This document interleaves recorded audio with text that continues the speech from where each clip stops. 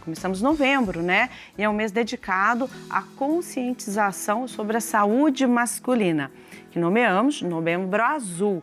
Gente, já foi o tempo, né? Mas ainda tem muitos homens que dizem, não, eu não vou ao médico, eu não preciso, homem não fica doente. E, gente, tem muita fala aí que já passou do tempo, viu? Mas esse tipo de pensamento prejudica muito o homem, né? Hoje a gente precisa conversar sobre isso, porque muitos homens evitam ir ao médico, né, para se prevenir, se cuidar, fazer todos os exames que são solicitados e também receber o apoio da família para mudar esse comportamento e se cuidar. Para isso, eu recebo aqui com muito carinho, aqui no nosso estúdio, ele que vem falar com a gente, doutor Felipe, bom dia. Bom dia. Tudo bem, doutor? Tudo jóia.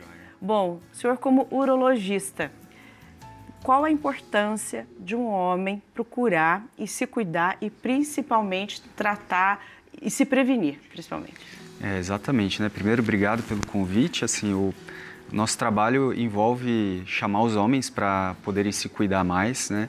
Porque a gente entende que muitas doenças, muitas questões que podem acometer esse homem no futuro, muitas delas são preveníveis, identificáveis, tratáveis, desde que ele procure o atendimento e faça um diagnóstico precoce. Então, né, acho que essa é a importância que a gente enxerga dentro do contexto da saúde masculina. Doutor, quando o senhor fala de procurar o médico para tratar e prevenir, o homem ele já precisa ter algum sintoma, porque eles querem sentir algo que já esteja muito insuportável, seja uma dor ou um mal-estar, para procurar o médico. É preciso ou não?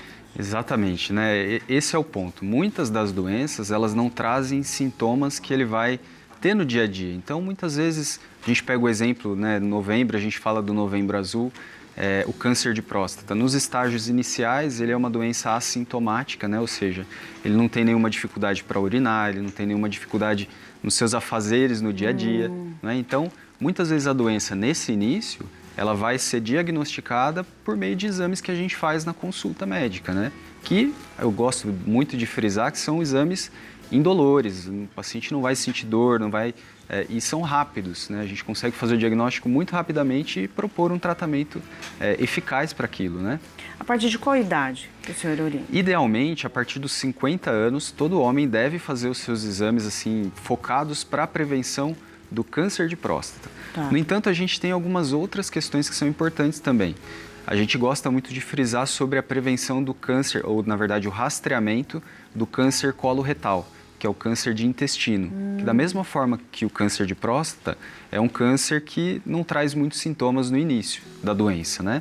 E esse exame ele é facilmente diagnosticável, né, por meio da colonoscopia. Então é um exame que você muitas vezes faz a partir dos 45 anos de idade para a prevenção de doenças oncológicas. Agora, não é só nessa idade que o homem deve procurar fazer os seus exames, né? Porque muito antes ali, após a adolescência, na juventude, a gente tem doenças que podem afetar a fertilidade desse homem mais para frente. Então, o ideal é que desde o começo ali, desde a adolescência, a juventude, a partir dos 15, 20 anos de idade, ele já inicie e faça seus exames pelo menos uma vez por ano. Essa é a orientação ideal, né? Você percebe que os homens realmente procuram ou ainda tem esse preconceito de se cuidar? Eu acho que a gente ainda está vivendo um momento de transição, né? Eu acho que já foi muito pior. Hoje os homens eles estão se informando mais, estão procurando mais informação. Hoje a gente tem a internet que, por um lado, ajuda, né? Mas, por outro, você não pode se contentar só com a informação vista pela internet.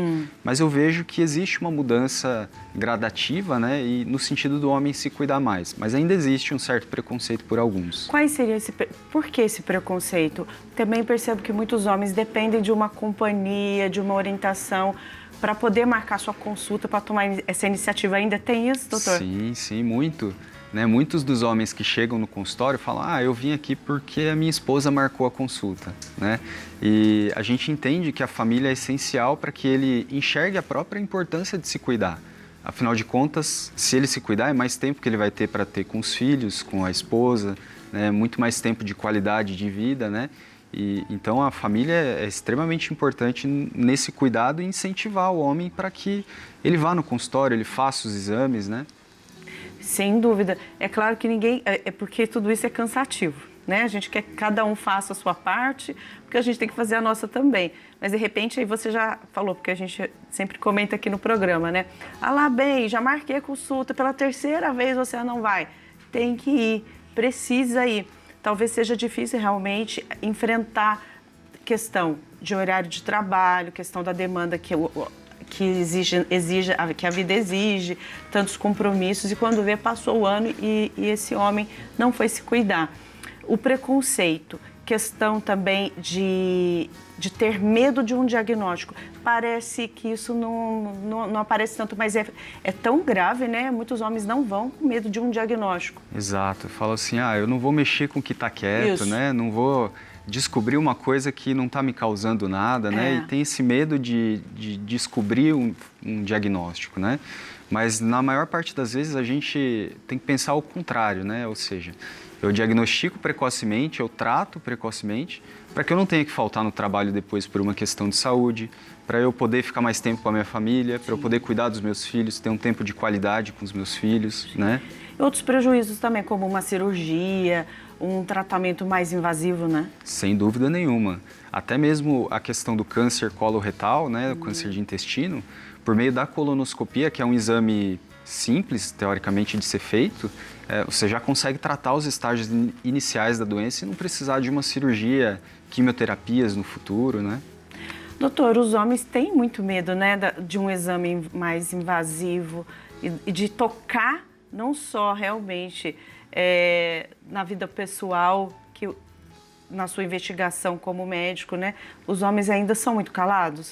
Você percebe Ainda isso? são muito calados, a gente tem que muitas vezes extrair deles a informação, por meios até indiretos, né? A gente tem uma técnica de abordagem para poder conseguir fazer com que ele se sinta mais à vontade, que ele se sinta mais confortável ali no momento da consulta, né?